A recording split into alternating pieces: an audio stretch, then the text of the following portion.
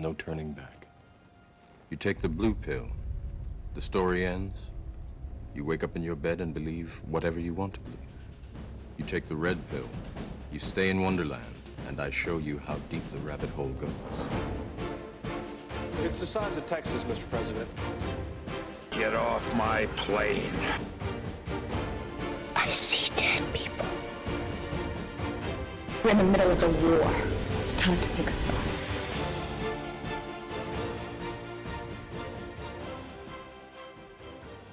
Ladies and gentlemen, welcome in to Duel of the Greats, Season 3. We're in Episode 8, folks. We're marching right along on this season.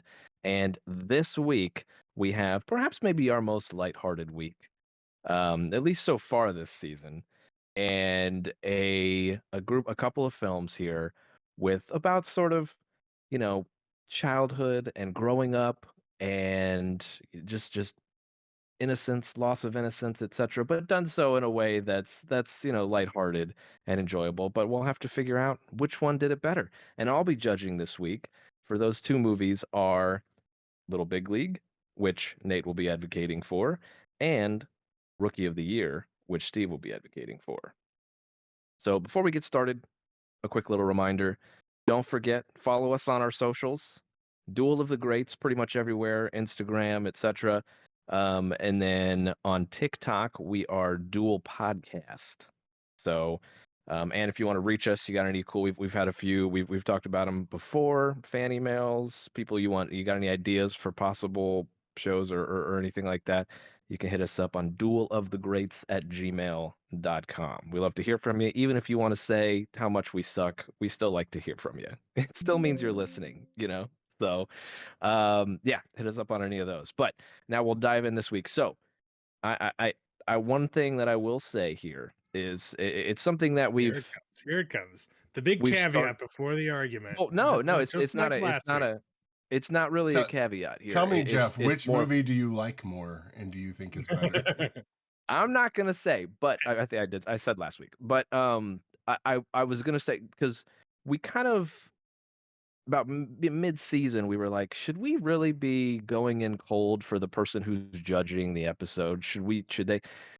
And it's hard because if it's a situation where it's a movie you haven't seen, like Nate last week, you hadn't seen Dark City. So it's hard to come in and judge when you haven't seen one of the movies and you have to watch it. But if you've seen both movies, like with Steve and Wyatt Earp and Tombstone, should we just go in, not blind, but cold and not having rewatched the movies? Because then you can really sort of get a feel for the arguments and what you think is better, because they might bring up stuff that you don't remember or whatever. So that's the approach that I took. I've seen Little Big League, I've seen Rookie of the Year, and it's been a while, so I'm going in cold essentially. In full transparency, I saw Rookie of the Year, I want to say like a year, maybe a little over a year ago. We showed it to our daughter for the first time. So I have seen that more recently than Little Big League, but it's still been a while for both movies. And I'm going in cold. I do have fond memories of both these movies. Were very prominent in our childhood, along with like Sandlot and stuff. Baseball is one of the four major sports in America, of course, but back when we were kids in the 90s, it was like way more popular than it is now. It was the most popular sport in America. Now it's like third, I think, behind NFL and NBA.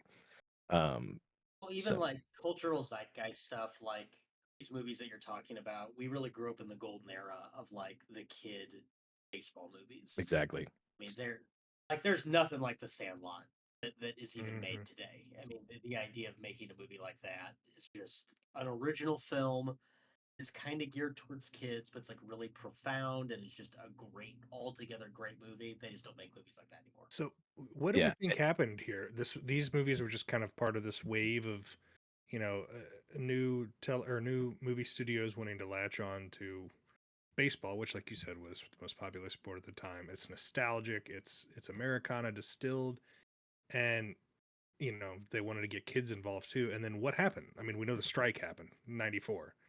Well, I think kids just changed too, because like I mean, The Sandlot was something even before we had seen The Sandlot. Like me and my friends, that's what we did. That's what everyone. We all got in the neighborhood. We all got together. We lived close to our school that we went to. We would go up to the field. It wasn't even a baseball field. It was just a football field, but we would play baseball on it.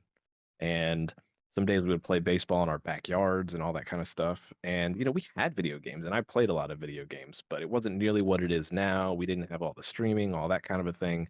And I think kids just, and it's also like, and this isn't me saying one is necessarily better than the other, but it was definitely different in terms of our parents would just, especially during the summer, they just cut us loose, right? You're up, it's 8 o'clock in the morning, whatever. Get out of the house, come back at lunch, maybe. But by the time it's dark is basically when you would come back, right? And I think sort of a prevalence of true crime documentaries and stuff for our generation as we've become parents have changed a lot of this, but I simply couldn't fathom doing that with my child today. And it's not that I don't know, it's just weird. It's just a weird thing. So I mean, that's kind of how I feel is why it's changed. That just kids' interests have changed. They just don't like to play. And then I think parents don't want to turn their kids loose as much as they did for our generation. I think the culture of sports has also changed in America too. That like baseball, like you said, there were these adult themed movies in the '80s. There was like The Natural and Bull Durham and Field of Dreams, and they kind of marketed that same thing toward children.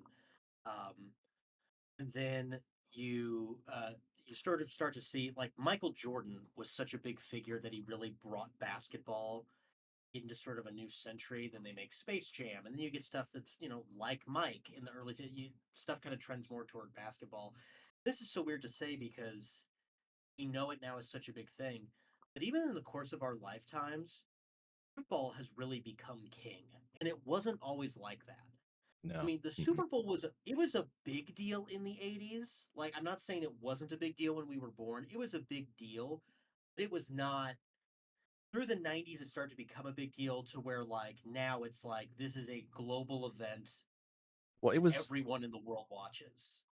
and it was something like the Super Bowl was attainable. Like if you were a fan, it was more expensive than going to a game for your team, but it Right. was something that you could do. Going to a Super Bowl now is just simply not attainable for the majority of the public. And yeah, to your point, it's interesting. Funny It side would- note, we talk about the Sandlot. So there was some girls I was friends with in college, and they like all lived together, and they said if they were ever if they were ever trying to get somebody to come back to their house, a man in particular, they would uh they would say, "Oh, hey, do you want to go watch The Sandlot?" And he said it worked every time. If that tells you anything about our generation. So, but all right.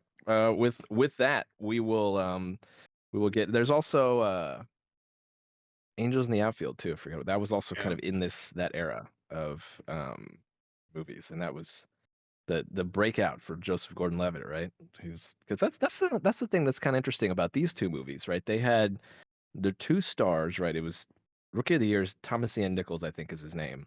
I don't even remember the name of the guy from Little Big League, but they were both pretty charismatic as young actors, but just never really quite caught on. So it's kind of interesting how it. And I guess you could Thomas say the Ian same for The Sandlot too. None of those actors really, um, shot up to superstardom either.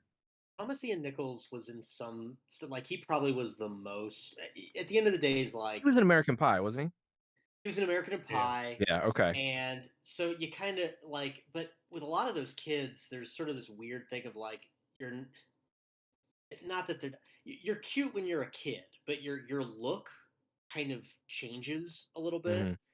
Hmm. Um, like I've said the reason that this is not quite the same thing, but like I've said the reason that Tobey Maguire isn't a bigger actor now is because he fell into an age where every movie he made was about some kind of coming of age story. So Spider-Man, he's got to skew young. Cider House Rules, he's got to skew young. Seabiscuit, Pleasantville, he's got to Don't skew you dare young. And forget he Ride with the Devil. don't forget Ride with the Devil. But even that, he's got to skew young, and he Yeah. just kind of aged out of those roles. And he's kind of a good example of that. I think a lot of child actors, that's just sort of the thing. we kind of associate them with a look and a feel, They and they just kind of everyone age out wants of you to it. be the age you are when you Right. first became famous. Right. And that's Exactly. also why I think it can be so difficult for young actors because they're constantly being told that that's what they like. And you worry about some of the, like someone like Millie Bobby Brown, right? Who was a kid actor, and everybody, all the Stranger Things kids, like, how are they gonna handle this? Hopefully it seems like it's going pretty well for them now, but it's definitely a tough thing to grapple with, I'm sure. But yeah, so anyway, we'll get started. Brandon, can you pull up a coin flip for me so that we can decide who goes first? We're gonna be as neutral as possible on this. I'm sure we've got some great arguments here about these two movies. Who's calling? Nate, I'll let you call. I'll call heads. It is tails.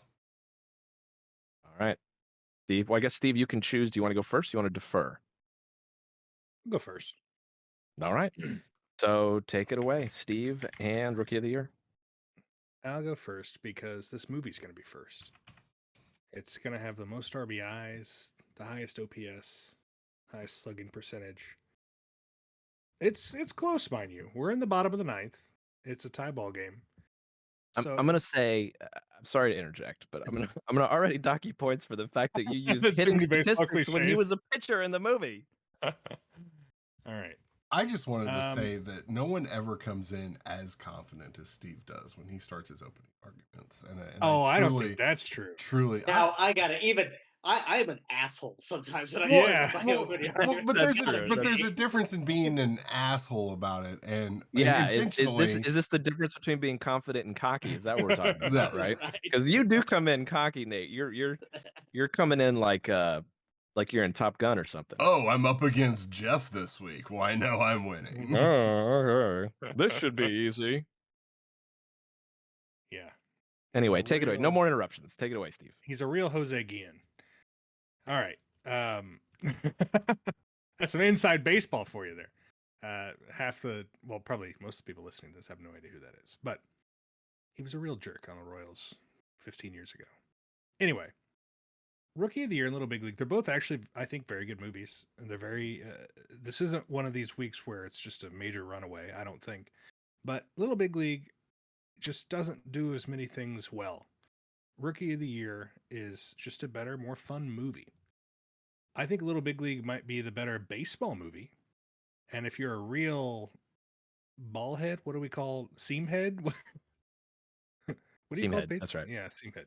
If you're a real seam head, then you might be really, really digging that movie. It's got all the stars, Ken Griffey Jr., Randy Johnson, Lou Piniella. But I just don't think it's that entertaining of a movie when compared to Rookie of the Year. Rookie of the Year also has it's got a couple things going for it that I think knock it out of the park, shall we say. Pause for effect. Anyway, 1. What's more American than baseball? Set aside the fact that football's now become the number one sport. But America is a lot of things. Baseball is one thing that has kind of reflected America through the last 50 to 100 years. And one of the things about America is we like to tell ourselves lies about our country and what it means to be an American.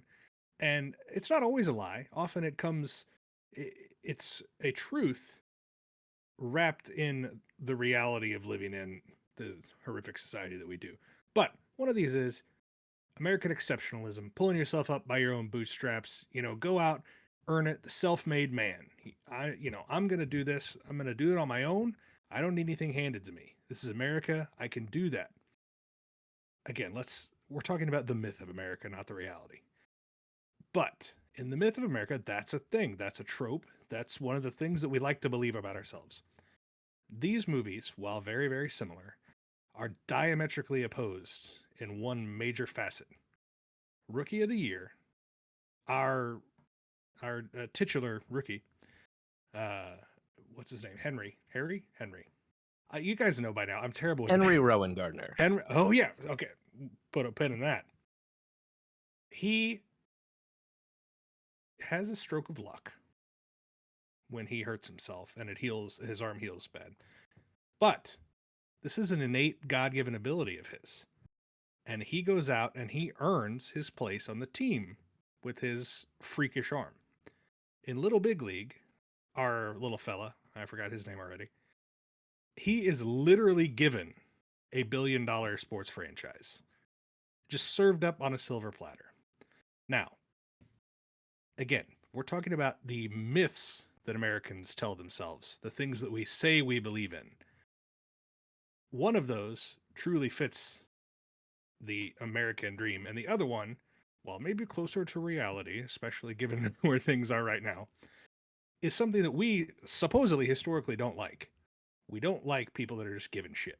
Even when you look back at like the robber barons and the titans of industry back in the 1800s, and horrible people for the most part, but they were rich and they were assholes, but people still looked up to them because for the most part, a lot of them started supposedly from nothing.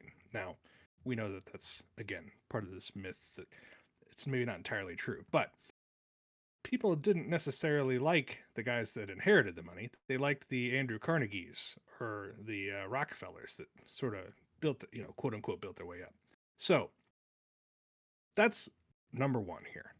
We have a movie that is about truth, justice, baseball, American pie, the American way, pulling yourself up, doing it on your own versus a rich, spoiled little fucker who is just given the keys to the kingdom, literally, and said, go ahead, have fun.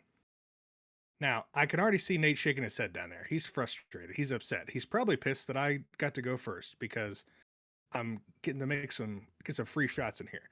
I know he's probably thinking, you know what? The movie knows this. They know that we're upset about this, and they try to address this by making him super competent. What's his name? I keep forgetting. The little shit. The rich shit. Nate, what's his name? You're trying to unpause. I guess Billy Heywood. Because I haven't seen it in a long time. I can't.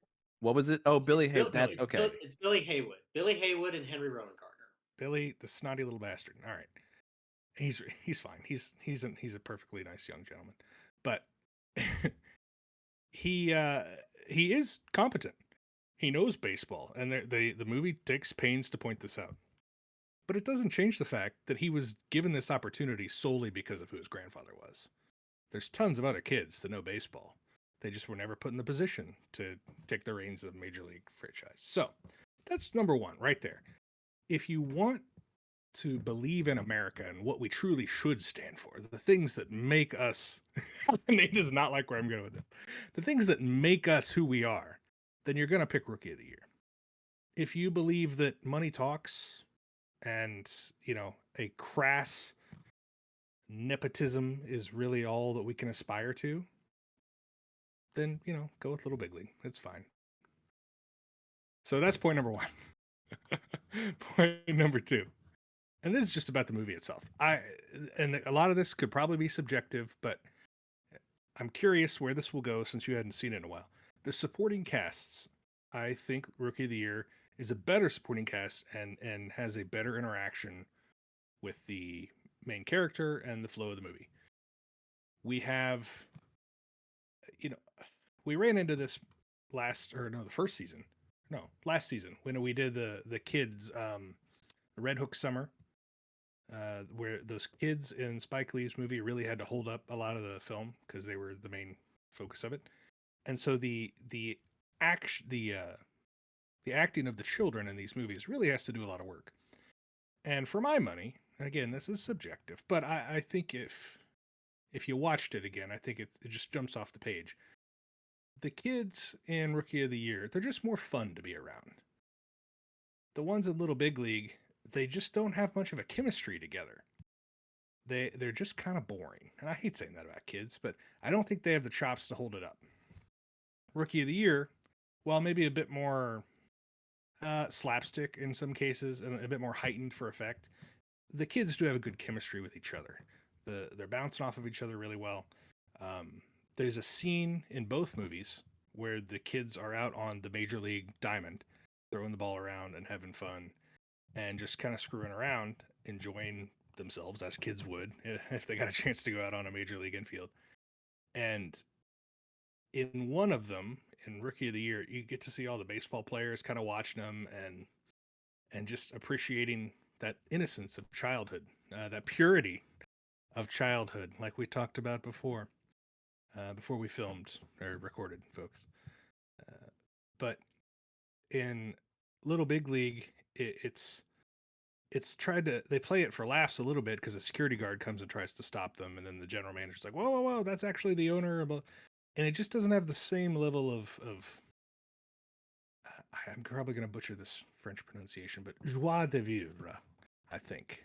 This lust for life, this joy of just living, that I think baseball really is about.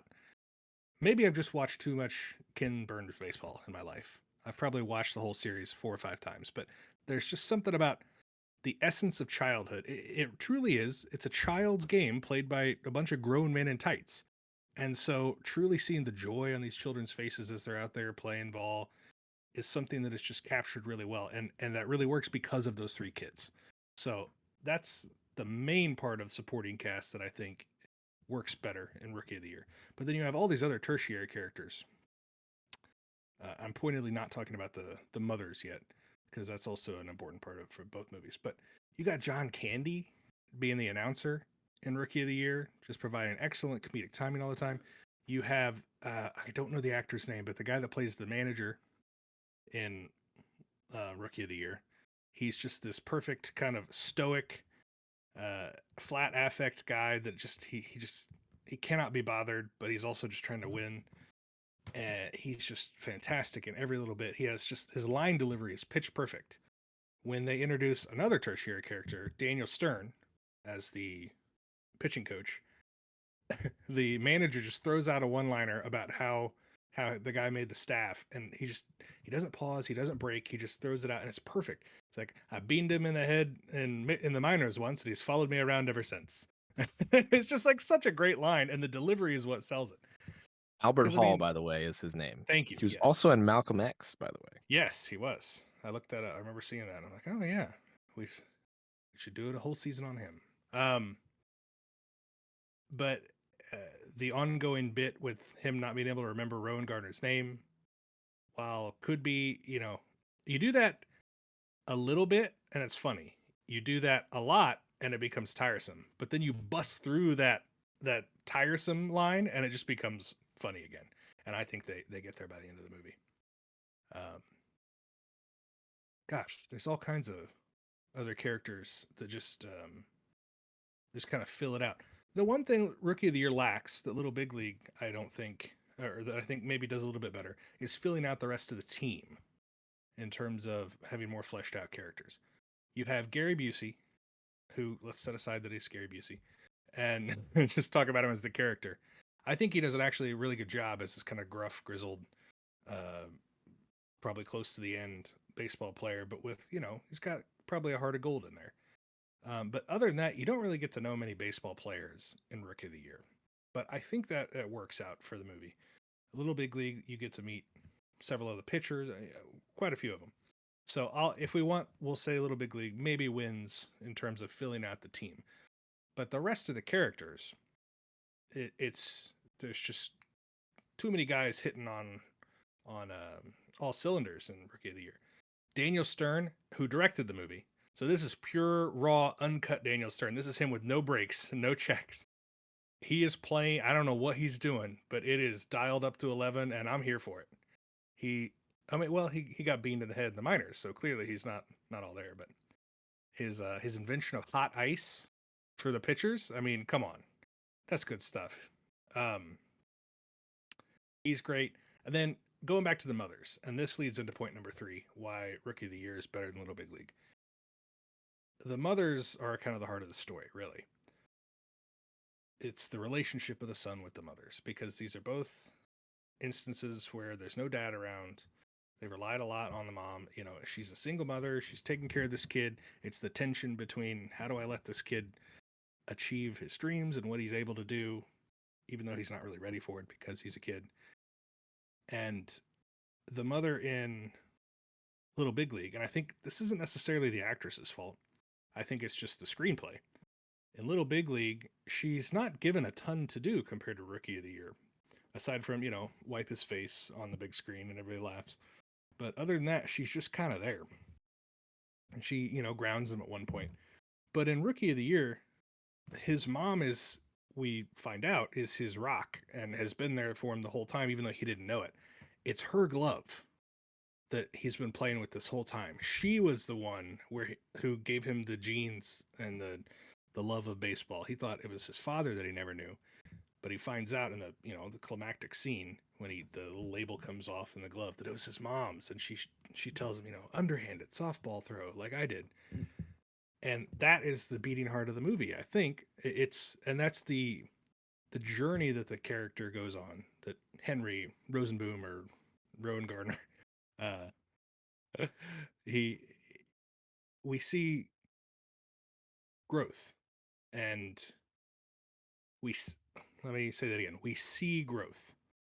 We see it in how he interacted with his friends, with the building the boat, and then he winds up going back to them and they ride around and they enjoy it after he decided that he wanted to be a kid again instead of playing baseball.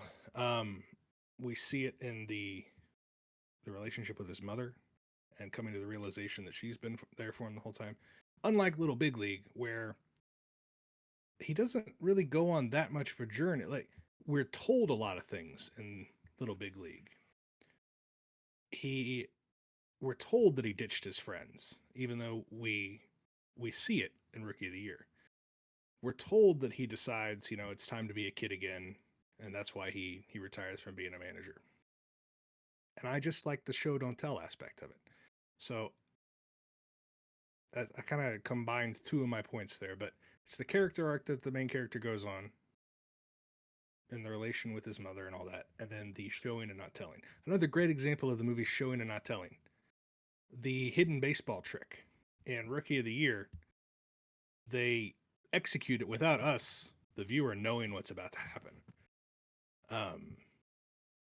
In Little Big League, it's revealed a little bit more. They meet and they talk about running a play and all this other stuff, but it's just, I don't know. It's one of many examples where I think Rookie of the Year, instead of just telling us, hey, this is how it is, we're going to actually show you the character's actions and their choices. So, what else? Oh yeah, one other thing that I don't think is huge, but I noticed it. Something about the score in Little Big League is off. There are long stretches, especially at the beginning, where there's just no music whatsoever. And so you get 100% focus on the characters and what they're saying, and that's not necessarily a good thing. Some of these people can't really pull their weight. Lou Collins, the first baseman, he's not a great actor. No offense to that guy, sorry. But anytime he's on screen at the beginning of the movie and there's nothing else around, there's no like sound effects, let alone music. It's just real isolated. And it felt like a Disney movie or a TV movie or something. The score in Rookie of the Year, on the other hand, is excellent. And the guy who composed it also did Rocky, like all the Rockies, and the Karate Kid movies. So this guy knows his way around an inspirational sports movie. And I think the score in these is a real differentiator. So if you're looking for a tiebreaker, Jeff, there's an easy one. So I've meandered a bit, kind of like a baseball game on a summer afternoon at the ballpark. It's the beautiful thing about baseball. You can take your time, luxuriate in it. But one other little point I wanted to make. We talked about, baseball and what it means to Americans and kids growing up and this love of the sport. One movie is the represents the Chicago Cubs, and we're in like one of the most famous stadiums in American history. We're out there in the heat of the summer in Wrigley Field. The other one is the goddamn Twins in the 90s, and they're in just a dome, and it feels very soulless. So despite Little Big League having a bunch of actual baseball players in it, it just feels gross. Baseball is meant to be outside. Baseball is meant to be enjoyed under the sun in the humidity, not in a freaking dome. So, for all those reasons, while these are fairly similarly sided movies, Little Big League is clearly the loser. Rookie of the Year deserves to take home the pennant. All right, One more baseball cliche. sticking through with the baseball puns. I like it. I like the commitment. So some compelling arguments, Steve. So that brings us to you, Nate. Little Big League, take it away. Thank you, Steve, for the arguments. I thought those were interesting. I'll refute a few of them as I go through my points. I agree with Steve that I think these movies are very evenly matched. I think they're both childhood classics that do well with what they're trying to do. They actually both. I typically always look at like the Roger Ebert reviews. He gave both of these movies really good reviews. He gave Little Big League a little bit of a better review than Rookie of the Year, but I'm not going to use that against Steve this week because he did like both of these movies. One thing I am going to use against Steve though is his own arguments. A couple of weeks ago when we were doing Tombstone versus Wyatt Earp, Steve, as the judge, made, I thought, a really great point. By the way, I lost on this point, and I was fine losing with Steve as the judge. That he said, and he made an accurate point in saying, that Tombstone, which I was arguing for, is really just kind of an action movie that uses Western theming as its backdrop, whereas Wyatt Earp is a Western. The characters and the feeling and the soul of what we expect a Western to be is what Wyatt Earp is, and that's why Steve ultimately chose that. I submit to you that we are looking at the exact same thing here in terms of baseball movies. Rookie of the Year is a family-oriented, fish out of water comedy. And at the end of the day, you could sub in any other sport and some other kind of injury and make roughly the exact same movie. Okay? Henry could hurt his leg or something and become an NFL kicker, or he could hurt his knees or something and jump really high and be an NBA player. Okay? You could sub in any other sport and any other professional league, and you would have roughly the same movie. Little Big League is a baseball movie in the vein of other great baseball movies. It treats baseball seriously. It has a young protagonist that loves the game and treats the game seriously. Steve's own points that he made. We get to know the players more. We get to know this team a lot more. We understand while we're watching Little Big League the positions that other players play. It goes through these really complex. I mean, you really kind of have to know baseball to enjoy this movie in some regard, or you have the opportunity to allow it to teach you some things. There's some very advanced language, baseball language, in this movie that it uses. I think that you have a young protagonist who not only knows baseball. I'm going to admit my bias here when I'm making this argument. I am a teacher. I teach seventh grade, so I work with 12 and 13-year-olds. It establishes that Billy Heywood is about 11 years old, so he's maybe a year younger. So I'm saying that I work with roughly the same age group. I really appreciate Little Big League for, unlike Rookie of the Year, for being a family-oriented movie that is unafraid to depict a young person as smart and competent. At the end of the day, Rookie of the Year, Henry Rowengartner never knows what the hell is going on. Pretty much all the way through the end of the movie, never really knows what's going on. We see him basically throw one pitch. He has a fastball. He throws one pitch the entire movie. We don't really get any sense that he understands the game at a complex level at all. He's a terrible little. I mean, it establishes that he's a terrible little league player. He's wildly incompetent in his little league. He only gets on the roster because he breaks his arm and is able to throw the ball real fast, and he struggles with that at the beginning. He has poor control. He throws wild pitches. He doesn't understand baseball at all, whereas Billy Heywood does. Steve's point that somehow Little Big League is like un-American because this kid inherits it, which is a bit of a tangent that I think he would even admit to. I will submit that what I like about this movie is, while it is, of course, it's nepotism, and of course he's given the opportunity not because he is the most competent and he knows the most about baseball of all the 11-year-olds in the world. He gets the opportunity because his grandfather dies and he inherits the Minnesota Twins. But he puts his money where his mouth is. And that there's nothing more American, and you don't see the millionaires and the billionaires and the 1% doing that a lot. Okay? He puts his money where his mouth is. He fires their manager. As an 11-year-old, he makes the decision to understand that this manager is not working out. He fires their manager. He agrees to. I'm going to try not to laugh at the comment that someone just put in the chat. He agrees to be the manager for his team, and he even tells his team, if you guys don't start, if you try hard, I want you to try hard for a couple weeks. If we don't start winning, I'll fire myself. I'll take accountability. I love the way that this young person in this movie, there's nothing like this in Rookie of the Year, where these adults really treat him in the way that they would treat probably another kid in this situation. They're very offended by this. They don't like this. And at one point, he really calls them on their shit. He says, we're not going to, one of the players is like, we're not going to win anything as long as we're being managed by a kid. He goes, it seems like you weren't winning a lot last year either. And you certainly weren't winning under O'Farrell, which was their previous manager. Maybe I'm not the problem. Maybe the problem is in here.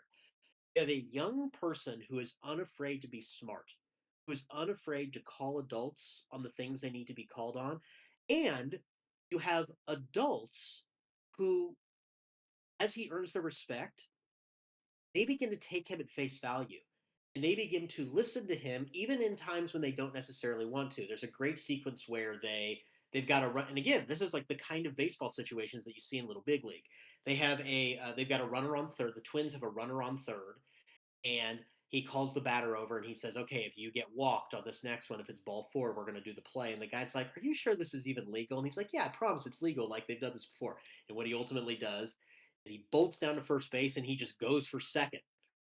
And the catcher with the ball is like, oh, do I throw it to second? Do I what? He throws it to second, not in time. The guy comes home from third, safe at second, safe at home. It's these great little baseball plays. And again, you have a character who understands those plays. Okay. And the movie is unafraid to take it seriously and to treat this character in a smart way. As someone who works with that age group, I really appreciate that. Because frankly, most kids entertainment is like, kids are stupid. Like, we're just making stupid mistakes and all kids are stupid. And honestly, Henry Rowengartner kind of is one of those characters. He's the clown. We're laughing at him. He's the clown. And Little Big League, Billy Heywood is not the clown. Billy Heywood is the smart, competent person, and it doesn't go for those cheap laughs. And it makes it, for all those reasons, it makes it such a better baseball movie. I'll also say just a couple of small little tiebreakers here. I will submit to Steve. Rookie of the Year is a funnier movie. It works better as a straight up comedy. I do agree with Steve that the chemistry with the friends is better in Rookie of the Year. The friends are funnier. The one when Henry Rowengartner throws the ball when he's playing Little League and he throws the ball over for the home run, and the French are like, is that play legal? Like, just the little one-liners that they use all the time. John Candy is great. I will say the random stat announcer in Little Big League who keeps coming up with these wildly obscure stats to put a positive spin on things is very, very funny. I can't remember. He has one that's like, he does lead or he's like third in the league in getting a hit after the 7th inning in domes above the Mason-Dixon line. So that's something positive. It's just the most crazy random things. I also think this movie, kind of in a way like another sort of adult-oriented film, Major League, it has great baseball sequences. We get none of that in Rookie of the Year. We get silly lampoony sequences. But there's no great baseball sequences. For a movie that says it's about baseball, it really has nothing profound to say about the game. Little Big League has these sequences where it does this, uses this old 60s pop music to show these montages, all these hitting montages and these great play montages. One of them that it uses is a Run Around Sue. And it's just fantastic. It shows these fantastic montages, and you get to see all these great baseball plays. And there's nothing like that in Rookie of the Year. I think also there is some comedy in Little Big League that's a little undersung. There's a hysterical moment where so Billy Heywood gets thrown out of a game, and he clearly says something really inappropriate to the umpire, and you don't hear it. The crowd gets really loud, so you don't get to hear it. The umpire goes over to Billy Heywood's mom and whispers in his ear. But the next scene is his mom grounds him, which basically means he's suspended for a game as a manager, and he's holding this press conference this very adult way. He goes, you know, so I do not cause a further distraction to my team. I will submit to my mother's 1-game suspension, though I do not agree with it. And he's speaking in like these in such adult terms. It's so funny the way that it does it. The final thing that I will say about Little Big League that again I think just makes it a better movie and a better baseball movie. And I'm not being hyperbolic here when I say, or I'm not trying to be hyperbolic here when I say this. I really mean what I say here. This movie has one of the all-time greatest sports movie endings. Not just for a kids movie, not just for a family movie. The end of this movie is pure chills. If you don't recall, they lose. They lose the big game. They actually lose it on this incredible sequence where the first baseman who's just said that he wants to marry, and that's also a great scene too, where Billy Heywood says to it, he says like, "I just asked your mom to marry me," and she said I should ask you, and Billy Heywood goes, "Hit a homer to win the game, and you can marry my mom." But he actually really does like love this guy. The guy starts to walk away, and he goes, "Hey, even if you don't hit a home run, you can still marry my mom." Great sequence. Hits a home run. Real life Ken Griffey Jr. playing himself runs and steals the home run, like jumps almost into the audience, almost into the crowd to catch this ball. Steals it. They go back into the locker room. Billy gives a little speech, and then the security guard comes back in. He goes, "Excuse me, Mr. Heywood, they're still here." And Billy's like, "Who?" And he goes, "Everybody." The team goes out, and Billy Heywood goes out. The entire Twins fandom is there cheering, thanking them for this incredible season they've had. And Billy, you get that great freeze frame where he tips his cap to the whole crowd. It is truly one of the best sport. It is one of the best sports movie endings, certainly of the '90s, and I think one of the best. The Lord of the Rings, "You bow to no one," before Yes, that even existed, right? yes, exactly. Very similar vibe. So it's this fantastic ending, and it doesn't feel cheap. It feels completely earned. It feels realistic. I feel like you don't. I feel like the lessons that have to be learned in this movie about just because the whole theme of this movie is just have fun. Like this game's supposed to be fun. He says when he in his little press conference, like this is a game that's for kids. Adults screw it up. This is a game that's supposed to be fun. And I think to really make that lesson go through, you can't have them win the big game at the end. You can't have them win the division at the end. Rookie of the Year has them win, and that's the predictable ending, and I'm fine with that. This movie, Little Big League, doesn't dare dumb it down to its audience. It treats kids as smart, it treats kids as competent, and it has the courage to have adults treat those kids, that kid, at face value. It creates these really interesting relationship dynamics, and it is a movie, and it does it all in being a movie about baseball. It loves the game, respects the soul of the game far more than anything in Rookie of the Year. All right, some compelling arguments there. Steve, do you want to rebut anything directly before I get into some questions here?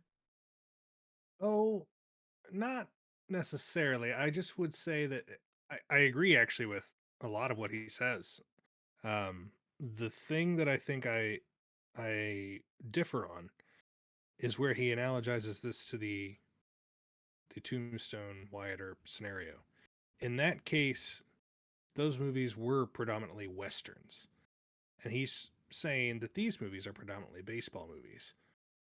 That's kind of true, but I think these are predominantly family movies, like kid movies. And I think the baseballness of the movie itself is secondary to the fact that it's a family friendly. It's something you could take your kids to and enjoy. And that's the key aspect of these movies, not necessarily the baseball. Now, the baseballness, of course, plays a huge part. And many of my arguments were based in that. But if Little Big League, if that kid had been 20 years old and inherited the team, almost the entire movie could be the same, minus maybe the grounding scenario, but it could be something similar. We're taking away your car or whatever. In Rookie of the Year, it very much is about Henry being a kid and wanting to go back to being a kid, and what this life would be taken from him were he to stay with it. Now, of course, the decision is taken away from him when he loses the power to throw. But that's really my biggest disagreement. Like I said, I think a lot of what he said is very accurate, and the baseball aspects of Little Big League, I think, are ultimately probably better than Rookie of the Year. But which one is a better family film? Which one is a better, more entertaining film? Which one is one that you can rewatch over and over again with your kid? I think that's probably a Little Big, or excuse me, Rookie of the Year. I refute Hit one us. more point about that Steve made that I forgot about. Go for it. Objection. You talk about the moms, Overruled. which you talk about the mom. May I approach the bench? You talk about the moms. I totally agree that the Rookie of the Year mom is very cool, and probably is the heart of the story. And I think the moms are the heart of the story. I think you're selling the mom in Little Big League a little bit short. But one thing that I will say about the mom in Rookie of the Year, this mom is supposedly the heart of the story. She's dating this total dipshit asshole for 3 goddamn weeks. And this guy, she just allows this guy, the supposed heart of the story, allows this total asshole to become her son's manager with no argument about, like, we just accept that this total sleazeball becomes this kid's manager to the point that it becomes problematic, and she eventually does deck him and send him out of the house. But it's still just like, I appreciate that she's the heart of the story. She does not always have her son's best interest at heart in terms of how she turns his whole career over to this guy that she's just been dating. Like, they just started dating. She makes a few questionable decisions as far as Henry's future, but you know what? Who hasn't? Who hasn't signed away We- their son's we are likeness all to their nothing but child? human. Let he who has not given their entire child's career over to somebody they've hardly known to cast the first baseball. So something that Nate that you said kind of resonated with me. I remember being about that age, right? Especially when it came to sports, right? Like I was just like super into sports as a kid. So I could talk as well as most adults probably could about those sports, right? Especially most adults in my sphere of existence. But was never taken seriously in that regard because I was a kid. So that point that you make there does kind of resonate with me. Um, but along those same lines, I wonder, and Steve, you kind of touched on this as well in terms of Rookie of the Year, where, part of when you're that age and there's baseball, there's this sort of like mythologized aspect of baseball that sort of adds to the magic of it. So I know you kind of talked on this, Nate, but like, do we still really think that it's as good of a thing to sort of break down that mythology by doing all the sort of inside baseball stuff? Because it feel. Oh, hold on one second, guys. Sorry.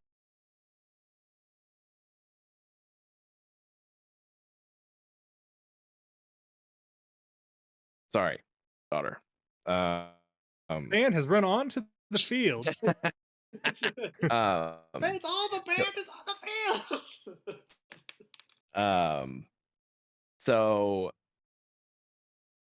trying to get back my train of thought here, but they sort of the mythologized aspect of baseball is sort of part of that magic of it when it's a kid, and so I do agree that Little Big League does a good job of it of trying to sort of tear that down. But is that the right decision to try and chip away at that?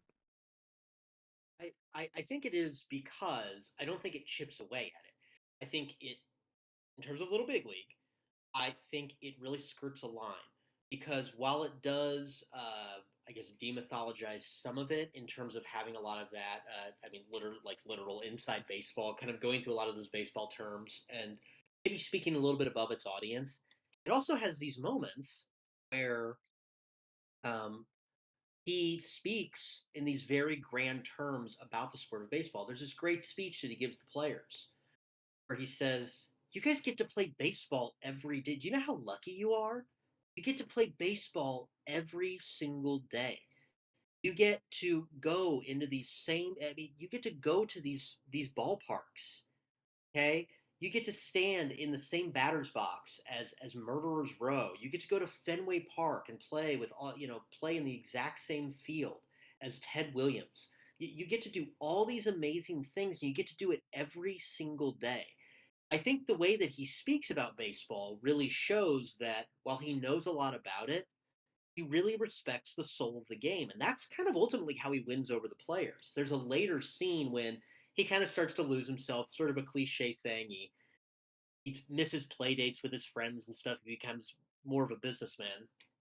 And Lou Collins, the first baseman, when he kind of starts to lose himself, sits him down and he goes, I used to play for a manager that told me baseball was about having fun. I miss working for that guy. And it really, again, I think drives home this point of this is a kid's game that's about having fun. And that's how he wins over the players.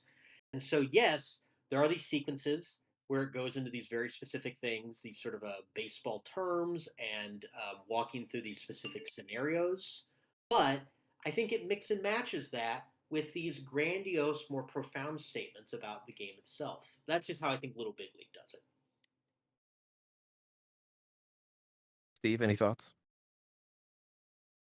Well, some of this I think is just subjective. So the speech that he mentioned, where he talks about how cool it is to be a major leaguer, he's saying this to the players. In my notes, I wrote, even when he's given that speech, he's just too reserved and too calm, in my mind, for a kid that's been thrust into this role. Maybe, and again, this is my ignorance. I don't spend a lot of time with 11 or 12-year-olds. I don't teach them. I don't have kids. So maybe they are smarter than I give them credit for and more mature than I give them credit for. But it just didn't feel, the things that he would say did not seem to match his demeanor. The movie talks a lot about having fun and talks about how baseball is fun and you need to do all this, but it doesn't always look fun and seem fun. It's a very serious movie at times. There are certain points with the water balloons. That's fun. The best part of the movie, I think, the night before the big game when they're all helping him do his math homework. That's fun. But a lot of it is, it's almost kind of serious, especially for a kid's film, a family film. Yeah, that's kind of where I come down on that. There's even a character at one point that says, "I hate fun." That was going to be how I led the arguments, but that guy comes around. So then, sort of the flip side of that question, in terms of Rookie of the Year, do you think Rookie of the Year could have benefited more from doing a little bit more of that, doing a little bit more inside baseball, having sort of grander picture of it, or I should say broader picture of it? And then, yeah, that's it for the question. Like, what do you think that would have benefited Rookie of the Year? I guess, would it have benefited Rookie of the Year more than, I guess, and this can be where both you kind of jump in, but would that have even benefited Rookie of the Year more than adding a little bit more humor and sort of childishness added to Little Big League, if that makes sense? I don't think so. And I don't think so because that's not the story. That's not Henry, right? He is a kid who, as Nate pointed out, he's terrible at fucking baseball. He chucks the ball out of the park, like literally 180 degrees. No child in the history of children has ever done that. That was a step too far in terms of verisimilitude. But he likes baseball because these guys are larger than life heroes, not necessarily because he knows what Roger Clemens' whip was. He likes them because they're modern day gladiators and they're these just titans. And to him, that's why he loves, and everything that goes along with it. Um, Going out to the park with your friends and all this. So I don't think it would have helped. No, I think it helps because we're seeing it through his eyes. It's a child's movie. It's a child's idea of what baseball is. It's a child's idea of what these guys are. And I think it's summed up really well that they use the camera to really good effect. The best shot, I think, in any other movie. Despite what Nate said, there are some really good baseball sequences themselves in Little Big League. But the best single shot is, I believe it's the first time Henry goes out to the mound. Or gosh, what is he doing?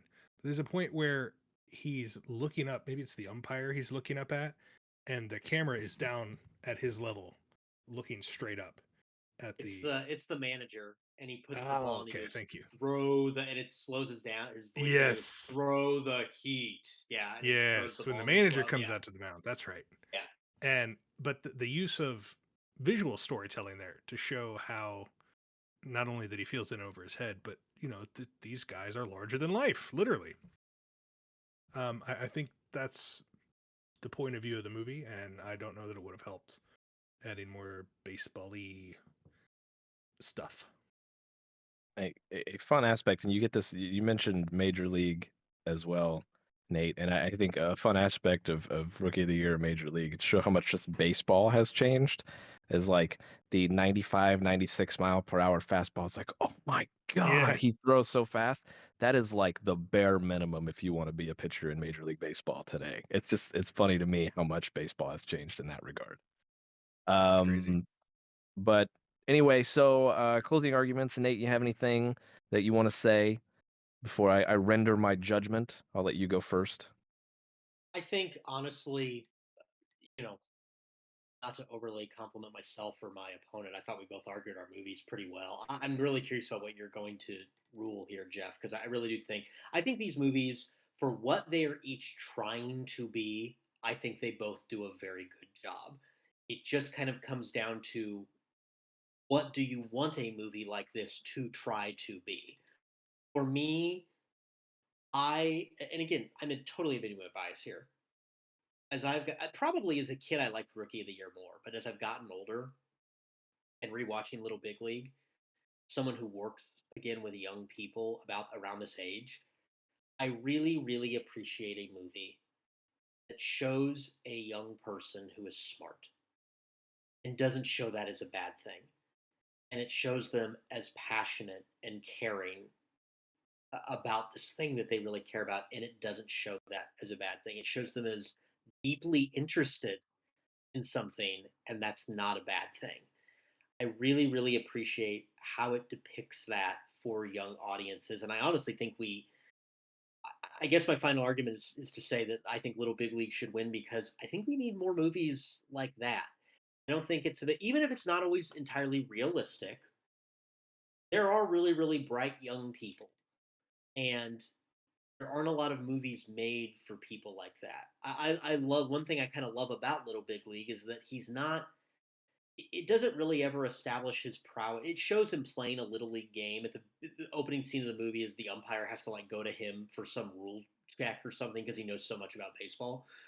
It doesn't ever really show him as like a great little league player, but it shows him as a really smart little league player, and it values his mind over his athletic ability, and certainly over some silly athletic ability that a character might fall into when they literally trip over a baseball. I like that it shows that he's really, really smart about the game. And again, I would just go back to, if I had to give you a tiebreaker, that ending, man. It truly is, I think, one of the best sports movie endings of any sports movie ending. It is just a terrific, and it's so earned, perfectly fits the tone of the movie. It perfectly completes the lesson of the movie and the theming of the movie. And if they would have won the game at the end, it would not have worked. They had to lose the game to earn that moment. Great piece of screenwriting, and it feels so earned from an audience perspective. Steve, let me hear it. Well, especially after last week where we were going at it, just, tooth and nail and just in the gutter, stabbing each other. I hate to agree so much with everything said. That was very well said, very well argued. Yeah, I think it does kind of come down to preference. What are you looking for in these movies? Are you looking for, a kind of a kid's wish fulfillment fantasy? Or are you looking for a good, a better baseball movie? So I'll leave you with this, Jeff. When you were 10, 11, 12, and you were daydreaming, sitting in algebra class, doodling, were you thinking to yourself, you know what? When I grow up, or if I could switch places with anybody right now, would it be, George Brett or the equivalent of Brian Cashman? Did you want to be out there hitting home runs, or did you want to be fucking around with balance sheets? I mean, every kid, you want to play. You don't want to be the manager or the owner. You want to play.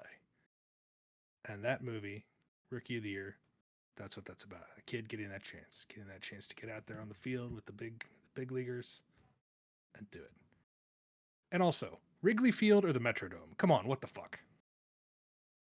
I'm probably actually the wrong person to ask that question for. I was gonna say, Why? What do you do for a living again, Jeff?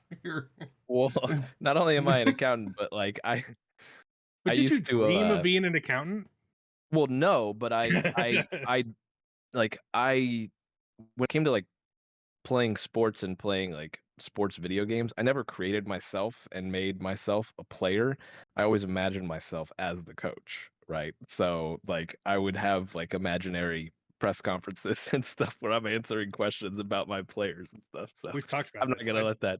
I That's still do I that when I understand the play point. Madden. Like when I'm taking a shower or something in the morning, if I have a good franchise going, I do it. I like do press conferences in my head. Yeah, yeah, and I did that like my We just first did it ever right job was away. at a golf course, and I would ride the thing that picked up the cart that picked up all the golf balls from the driving range, and that's what I would do to keep myself from being bored out of my skull while doing that.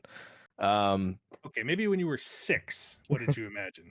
but all the same, I understand your point. I get what you're saying, because it is sort of we're trying to direct where the movies are trying to direct us as an audience. So, and I don't know what it says about the fact that it's all lovey-dovey when I'm not involved in the arguments, but every other week it gets all heated. I don't. Is that a me problem or is that a you two problem? We'll let everybody else decide on that.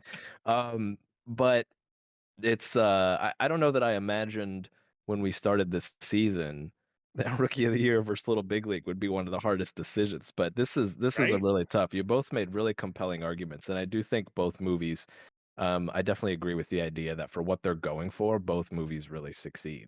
I think, um, and Nate, the point you kind of made resonated with me about actually having a kid be seen as being intelligent and being adults taking him seriously eventually, especially because there's sort of the trope of like the wise child, right? This kid who's too young and spouts off all these things. Like a movie that I really enjoy, is Crazy Stupid Love. If you've ever seen that movie, it's really funny with Steve Carell and Ryan Gosling and Emma Stone and everything. But the youngest son, I guess the only son for Steve Carell and his family, is one of those characters, and it's kind of the only detraction from that movie. He just says all this stuff. You're like, what the hell? You're like 15. So, but I don't remember having that feeling at any point when I had watched Little Big League. So I do think that is a point in its favor. Um, when I think of the two movies, I think Rookie of the Year does just jump out at me more from a memory standpoint, especially because like I love Daniel Stern. I think he's awesome. City Slickers, Home Alone, the whole deal, and his character. And when we watched it now, even as an adult, that it's so goofy and stupid, but it still cracks me up. The hot ice stuff. There is, I have to mention, it has one of my all-time funniest things where they go into this check into this hotel. Yes. It's not even him who says it.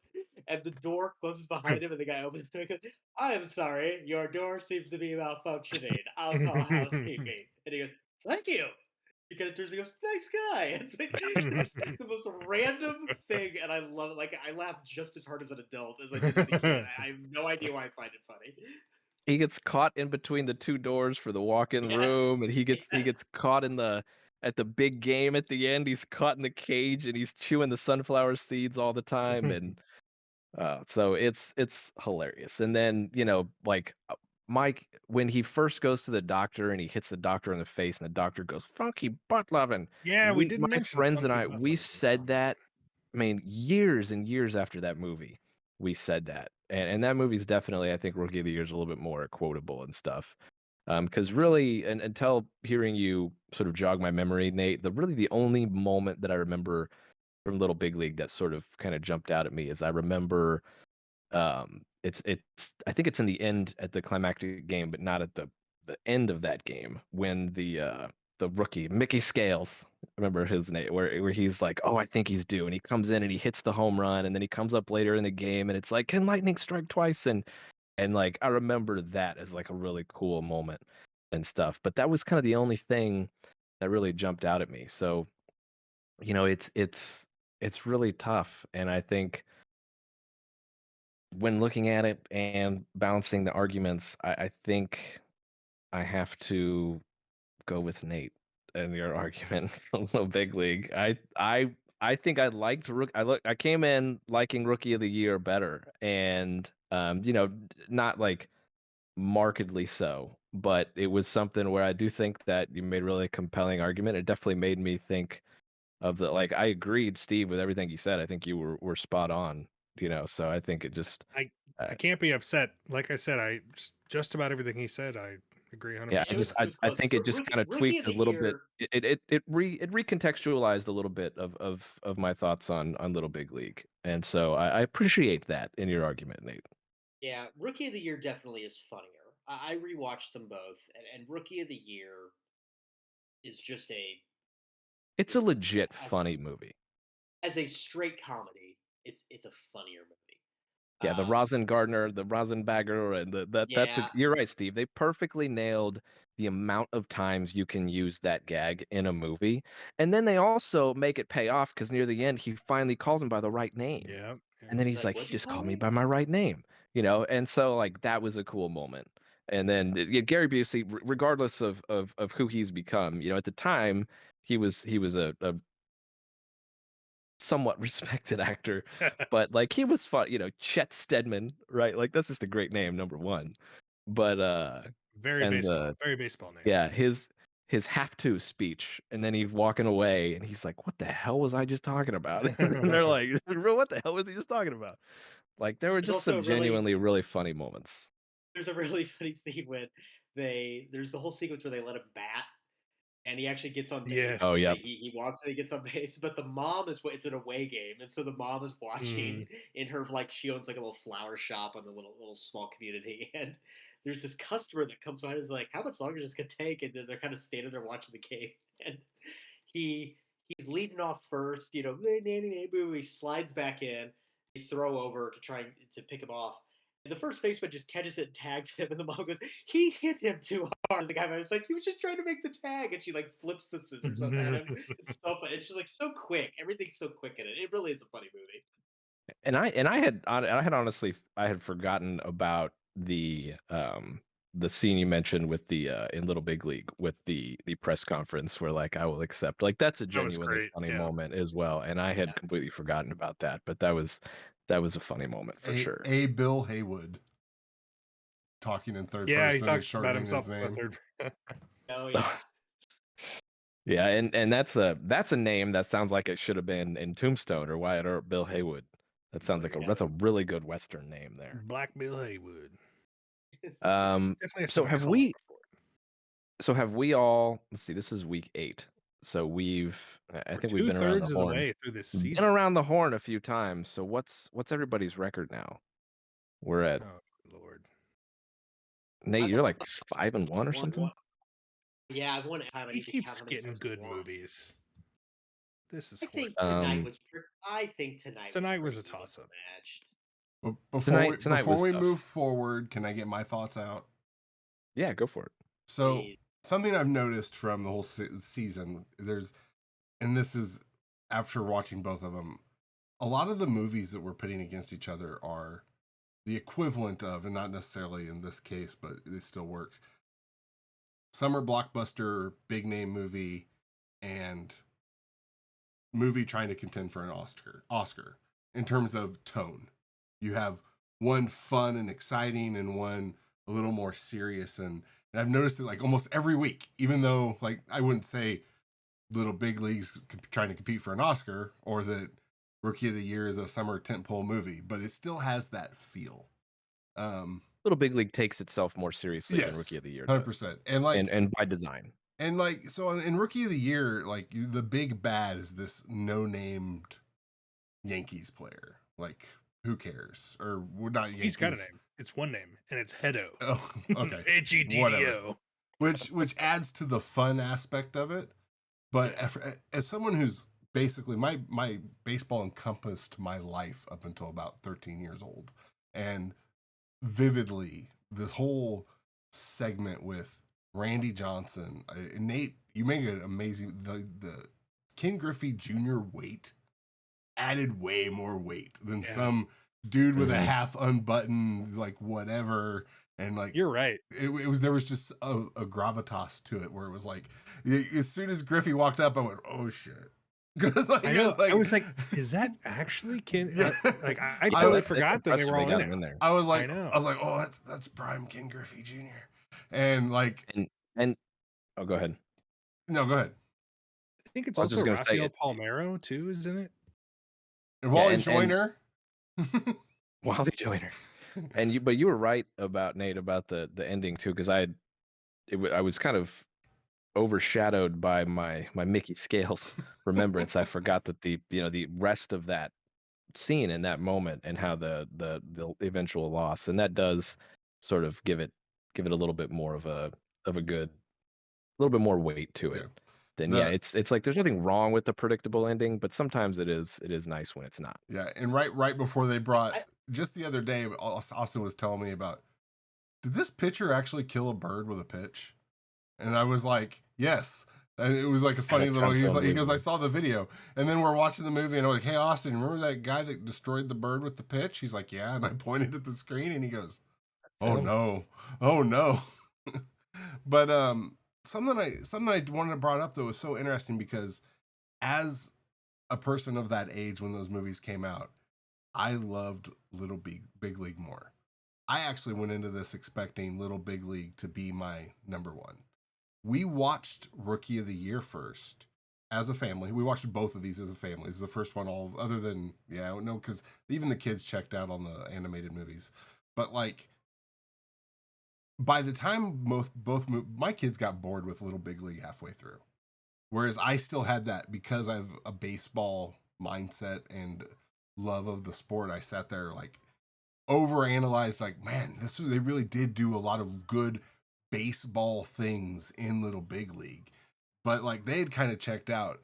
But Rookie of the League, they were both interested, like from start to finish. They were just like, and by the time we had watched both movies, I sat there and I went, I think I got more enjoyment of being involved in the situation where I watched my kids get super into Rookie of the Year, because I think that's the audience that even Little Big League to an extent is geared at. And so by the time it was done, I think I enjoyed the experience of watching Rookie of the Year more than the experience of Little Big League, because of the family aspect I felt got pulled in by it. But I still loved like all of the baseball isms and everything that actually took place in Little Big League. I will say, Little Big League dropped the hard R during the McDonald's scene when they're talking, and Billy's like, and I remember going, that's the one. And my problematic. My oldest looked at me, went, I was like, it was a free word in the 90s. A different time. Yeah. I was like, that was 30 years ago. Yeah. And you go back and watch some of these 90s movies and you kind of wonder what's going to, and they both honestly get through pretty unscathed. Because honestly, for that time, even a little bit, maybe a few years later, the whole thing was just like using the word "gay" as synonymous with bad. Like that was kind of the thing that you expect to hear. They both get, there's nothing problematic there, and I totally forgot about the hard R there. Yeah. And it's so casual. I'm like, Jesus, By a okay. 12-year-old, no Like, less. Just... yeah, I know. Yeah. It's like, and that wasn't problematic at all when this movie came out. Like, man, just times have changed. Yeah. A quick baseball question. They both these movies do a trick play. They both have a hidden ball trick. The one in Little Big League is definitely legal. He pretends to throw the ball, and then the whole team fakes out like the ball went past the bag. Okay? In Rookie of the Year, they hold a meeting at the mound, and then he just gives the ball to the first baseman. You can't actually do that, can you? Like, you can't call effectively a timeout and then just secretly give the ball to one of the players, can you? The pitcher can't be on the rubber. That's the problem. Is from what I remember, God, I don't remember. I've seen so many videos of it. From what I remember, you can kind of pull that off, but the pitcher Because it's a dead ball until he right. toes the rubber, so, right? Right. And so like he could get on the rubber and then back off, but he can't physically be standing ready to pitch the ball. That's from what I understand the problem. When he transfers, you mean? So like he has to stand off the rubber, transfer the ball. No, or he has to be on the rubber to transfer the ball. No, like they can give the ball to him whenever, but he Okay. can't tag him out while the pitcher is standing on the rubber. Like if he do like faked a pick off or something, I got you. Or if he like turned around and took a step off and went like this, and as he walked up, the guy started to take the lead. From what I remember, which is it's been a while, if he engages back up like he's getting ready to pitch, they can't just do it.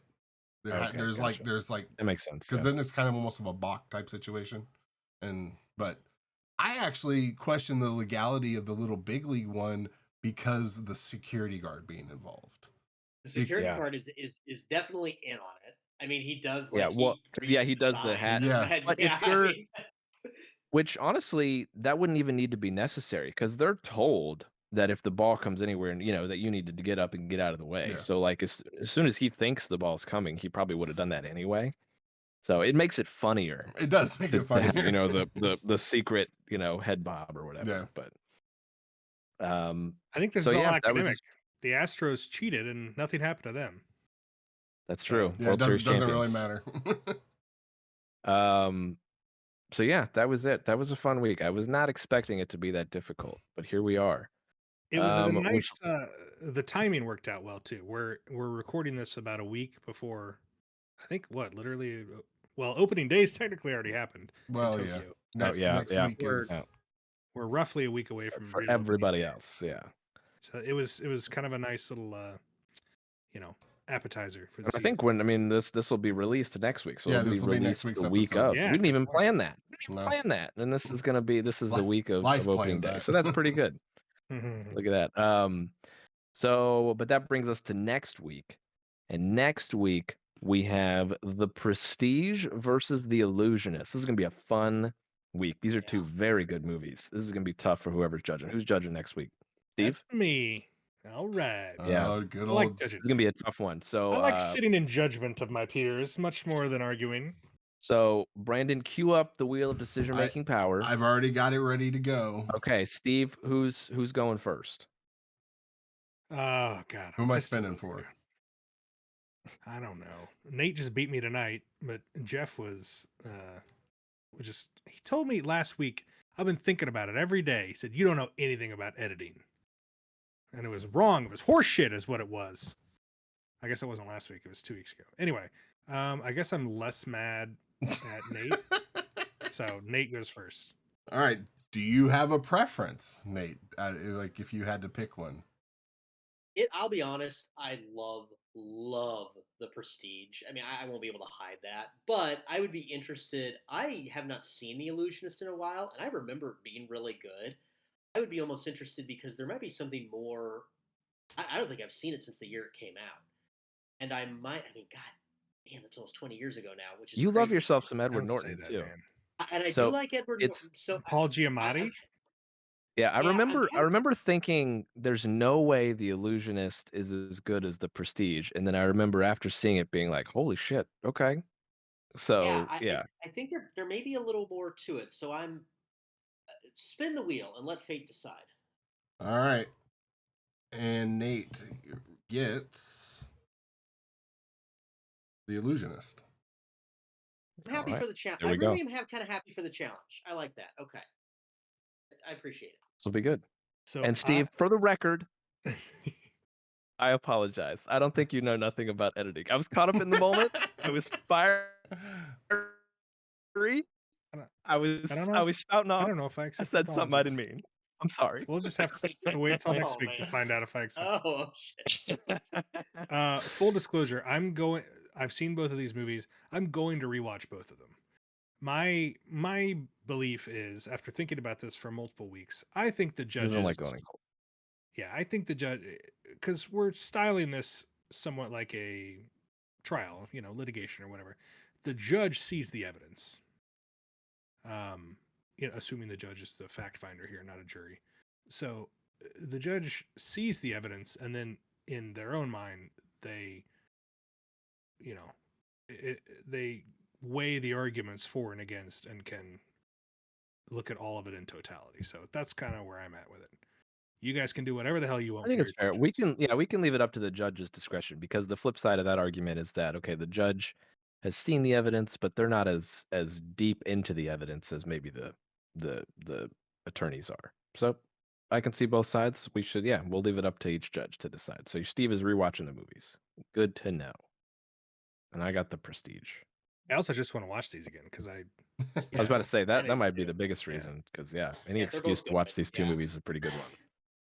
Yep. So, all right. Well, that wraps it up for this week. So again, if you're following along, The Prestige. Steve's got something else. What do you got? this is totally irrelevant to anything we've discussed, but I want to get Okay. it on record since we're all here. Tomorrow is the first official day of March Madness, the big tournament. Who's your pick? As of Who's the gonna day we're win the whole recording thing? it. Yes. Good point. God, who's gonna win it? Who's gonna win the whole thing? Somebody else go. I don't even Florida. know. It's I recency think bias, on but it's paper- Florida. University of North yeah, Carolina. I think on paper, I think Duke, as much as it pains me to say, how they won the ACC tournament without Cooper Flag, they look so good without Cooper Flag. That was just really scary. They just, on paper, I think they're the best team. My sexy pick though is Michigan, 5 seed. Bold. I I'm don't gonna want. do I'm gonna do my own little sexy pick, and I'm gonna go with Michigan State. That's Tom fun. Izzo, That's he has not a good had pick. a run in a while. They're a 2 seed. I think they're always consistent. I think they're primed. So I'm not a college basketball person, but just for the fun of it, I'm gonna say MIZ. Don't do it. No.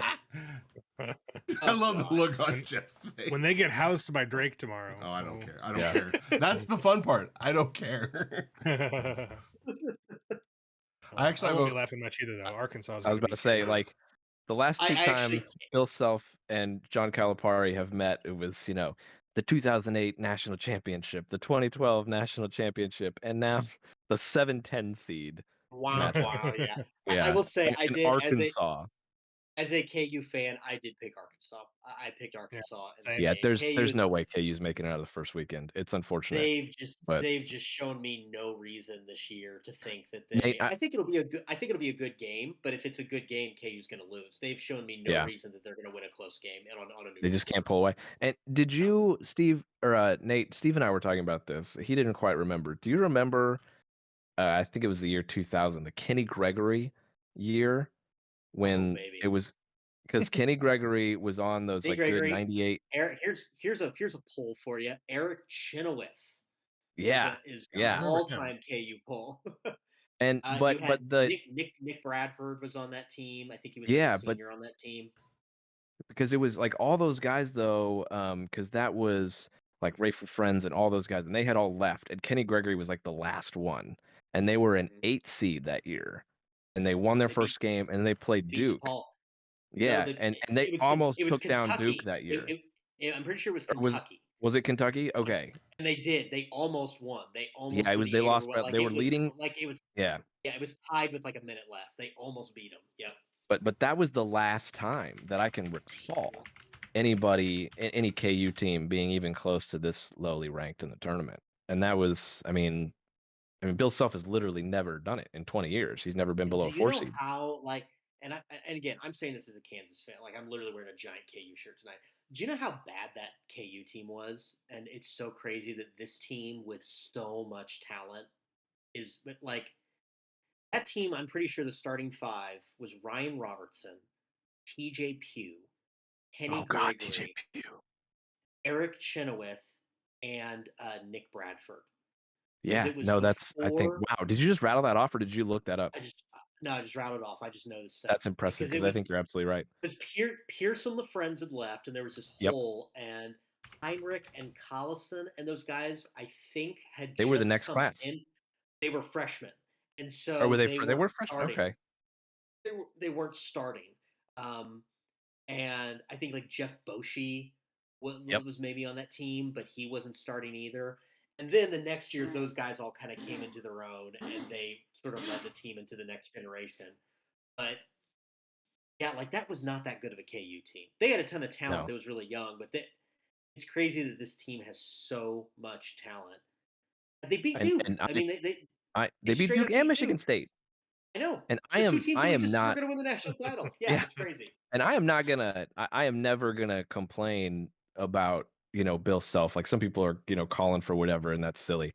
But I will say that this is like clearly his worst coaching job that he's ever had. It's oddly bad. He just could not. It's almost like he gave up about 3/4 of the way through the season. He looks The so offense just is the most stagnant offense I've ever seen of a KU team. they cannot Every generate trip. anything. And on defense, they can't shut anybody down. When they need a stop, they No. can never get it. And so Well, anyway, we're a sports I was podcast now. trying to get just everybody to say one word, their pick for the winner, and instead We're going down memory lane talking about a 25-year-old KU team. The most I but can yeah, so contribute to next- this discussion is that I went to high school and played football with Jeff Graves. That's the Oh, most. I love Yeah. Jeff Graves. He's one of my That's a poll. all-time top That's a 3 good pick, favorite too. KU Yeah, he's players. great. I love Jeff I Graves. graduated with Jeff. He was a cool dude in high school. So. Oh man, God, Jeff Graves is awesome. Well, that's a fun little fact. Okay, so yeah, next week, The Prestige, The Illusionist. Don't forget, follow us on the socials, Duel of the Greats, pretty much everywhere, Instagram, etc. Send us emails. Dual Podcast on TikTok. Send us emails, dueloftheGreats@gmail.com. Let us know thoughts and anything and any new ideas. But until then, unless you contact us on social media, we'll see you next week. So thanks everyone for stopping by.